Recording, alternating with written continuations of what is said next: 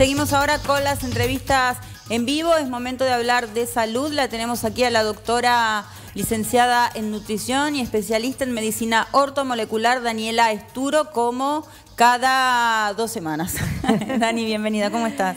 ¿Qué tal? Bien, bien. Muchas gracias por esta oportunidad. No, a vos por estar.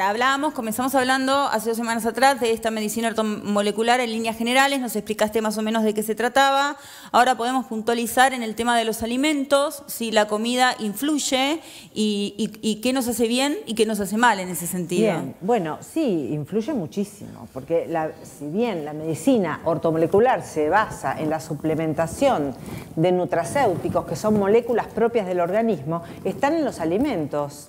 O sea que es un escalón fundamental y el principal para tratar y prevenir enfermedades, la nutrición. Sí. Y como la medicina ortomolecular, uno de los, digamos, de los fundamentos es que debe ser individualizada, la nutrición lo mismo. Cada uno necesita un requerimiento determinado, en un momento biológico determinado. Por eso es muy importante evaluar al paciente desde una manera meramente individual. No somos todos iguales. Claro, no, sí, eso seguro. Ahora yo te pregunto, sacando a los celíacos, por ejemplo, el gluten, ¿nos puede llegar a hacer mal a todos? Bueno. ¿Es tan nocivo? Bueno, mira, sí. ¿Por qué? Nos tenemos que remitir un poco a la historia, ¿no? En la antigüedad, hace más de 10.000 años atrás, las personas no comían gluten, no comían trigo. A partir de hace 10.000 años, cuando apareció la revolución agrícola, por decirlo de una manera, y donde el ser humano se hizo de nómade a sedentario, ahí empezó el problema. Claro. ¿No? Primero por el sedentarismo, los cambios de hábito, y después por el tipo de alimentación. Y particularmente el gluten. A ver, podemos enlazar esto con lo que es toda la industria alimenticia, ¿no? ¿Por qué? Porque no es lo mismo el gluten de hace 10.000 años, de hace 100 años atrás o de hace 60 años. ¿Y por qué digo 60 años? Porque en el año 64 se realizó una modificación genética en el gluten, donde pasó a tener de un 4% en el trigo, perdón, sí, donde pasó a tener un 4% de gluten a un 26%, ¿no? ¿Qué quiere decir eso? Que es un trigo muchísimo más rendidor y obviamente sirvió para el momento. Eso recibió el premio Nobel de la Paz en el año 70. Lo voy a leer, el doctor Norman Borlaug. ¿Por qué? Porque apaleó la hambruna. Entonces recibió un premio Nobel de la Paz. Pero empezaron a aparecer un montón de enfermedades. ¿Por qué? Porque genéticamente nos tuvimos que adaptar a una proteína que era casi inexistente, ¿sí? Y ahí empezaron las enfermedades. ¿Qué es el gluten? El gluten es un montón de proteínas, no es solamente... El gluten no es una sola proteína, está formado por gliadina, glutenina, otras proteínas que son parecidas a los opiáceos, y todo eso es lo que genera no solamente adicción, sino también inflamación.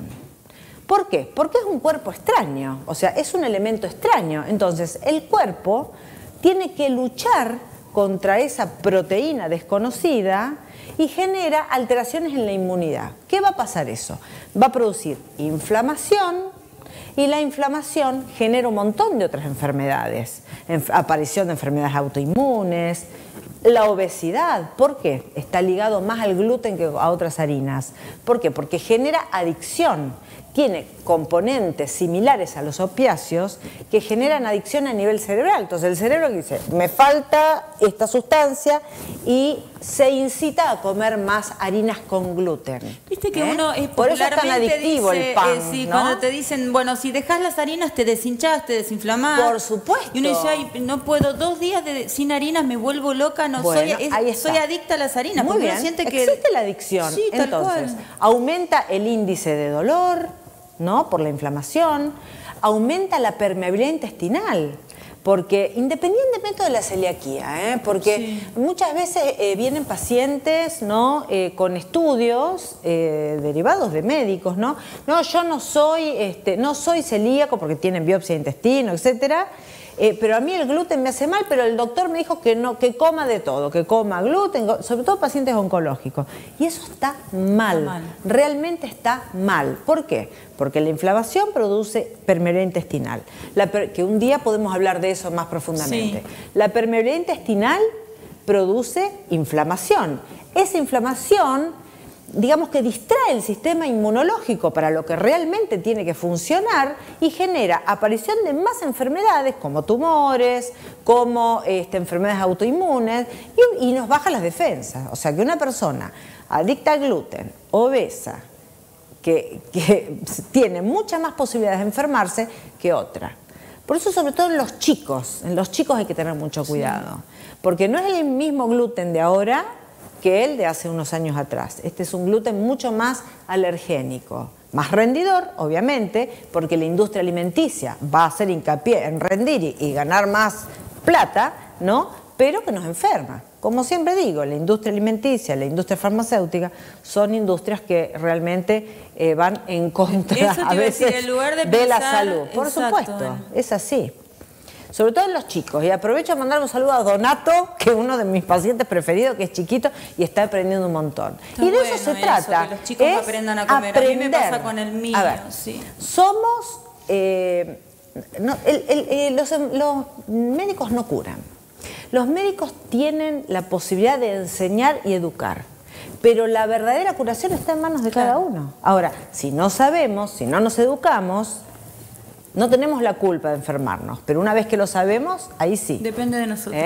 Hacer hincapié en la comida real, eso es lo que tenemos que divulgar, ¿no? La comida real, libre de aditivos, porque además en la industria alimenticia no solamente es el gluten, tenemos un montón de aditivos, el jarabe, sustancias encubiertas como el jarabe de maíz alta fructosa, el glutamato monosódico, realzadores del sabor que están en las papas fritas, en los chisitos. Sí, que vos comés y decís esto es riquísimo y no sabés lo que estás comiendo. Entonces genera adicción por varios motivos. Por eso el realzador del sabor y el gluten además que estimula los receptores a nivel neurológico que tienen que ver con las sustancias opioides y generan adicción. Por eso cuando uno come pan que estás medio loco sentís esa calma, esa sensación de tranquilidad de que algo me faltaba y me comí harinas. Es así. Bueno, Dani, te tengo que despedir por una cuestión de tiempo. Bueno, si querés hablamos esto del intestino permeable, que hoy en día mucha gente también lo sufre, es un tema muy importante.